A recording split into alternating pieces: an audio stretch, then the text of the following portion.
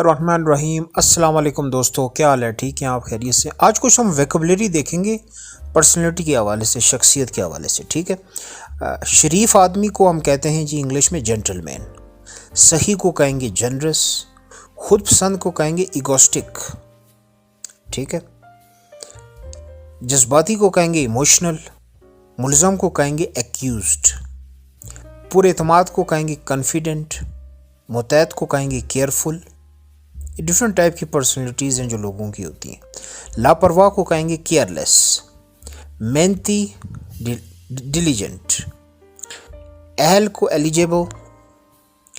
अच्छा, रनमरीत हैंडपैक्ड। चुगलखोर बैकबाइटर। अतिया देने वाला डोनर। बेवफा डिसलॉयल। पिट्ठू ग्लूटन।